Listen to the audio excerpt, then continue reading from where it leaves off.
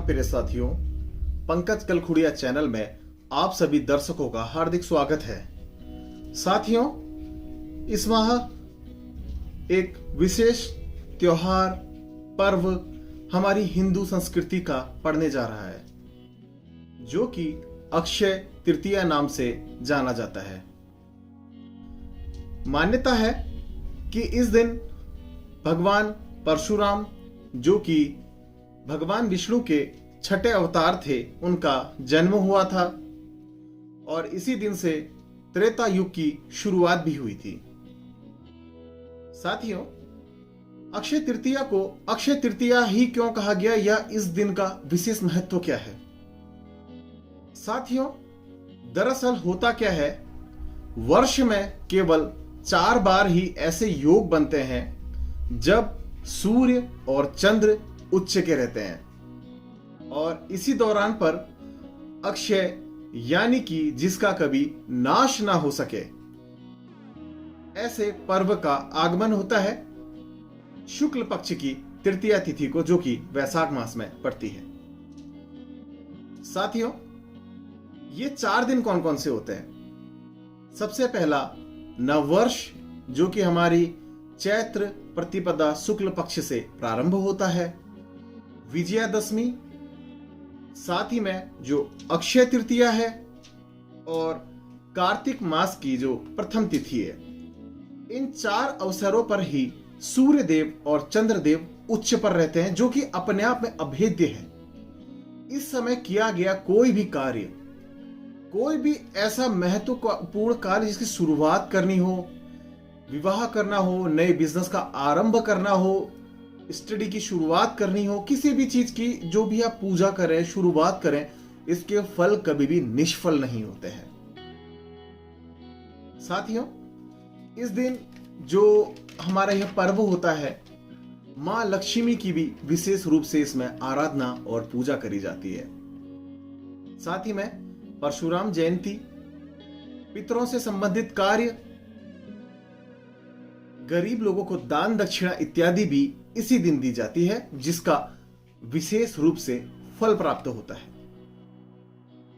मैं कुछ उपाय बताने जा रहा हूं, जिनको करने से आपको देवी मां लक्ष्मी की विशेष कृपा प्राप्त होगी।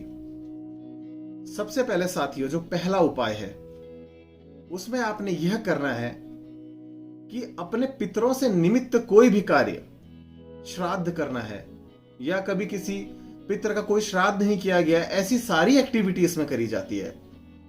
उस दिन आप जौ, तिल, गेहूं, वस्त्र, दूध से बनी हुई कोई भी चीज इत्यादि का दान करके आप विशेष कृपा प्रभु की प्राप्त कर सकते हैं।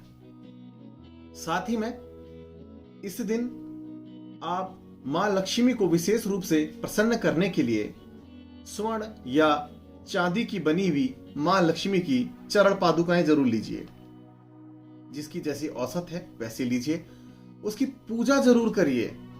घर के अंदर कभी भी जो आपको धन से संबंधित परेशानियां थी, वह भी दूर होंगी। साथियों, साथ ही मैं एक और उपाय बताने जा रहा हूं। मां लक्ष्मी का इस दिन केसर और हल्दी से अभिषेक करें, उन्हें नहलाएं। इससे आपको मां लक्ष्मी की विशेष कृपा प्राप्त होगी। इस दिन 14 तरीके के दान करे जाते हैं साथियों। इन 14 दानों को करने का अपने आप में विशेष महत्व होता है। जिनके अंदर दान भावना है या जो सक्षम है करने में, वह इन दानों को अवश्य करे।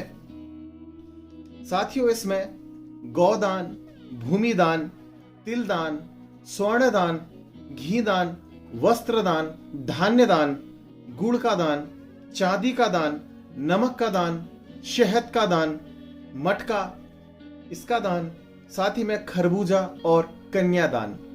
वो सौभाग्यशाली होते हैं जो इस दिन इस प्रकार के 14 दान कर पाते हैं। या इनमें से अगर आप कोई भी कुछ उपाय, कुछ दान कर लें, अपने आप में बहुत बड़ी विशेष कृपा इसमें प्राप्त होती है। साथियों, इस दिन कोई भी व्यक्ति जो भूखा है, उसे उसकी पसंद का अन्न जरूर खिलाएं।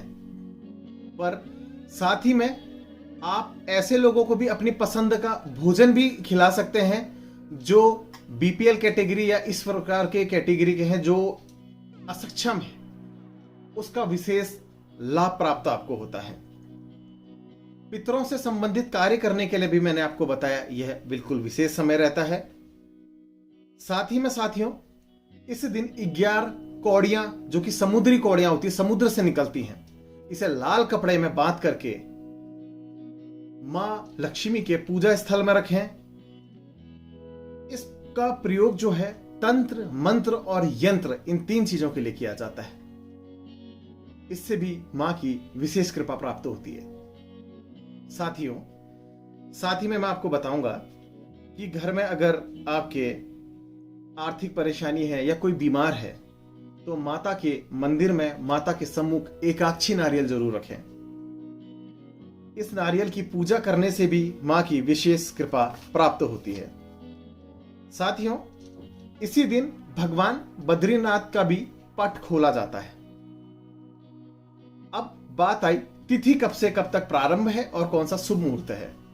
तिथि 14 मई 2021 से लेकर 15 मई 2021 तक का रहेगी, जिसकी शुरुआत प्रातः 5:38 से हो जाएगा और साथ ही में जो शुभ मुहूर्त रहेगा 14 तारीख की दोपहर 12:51 तक का।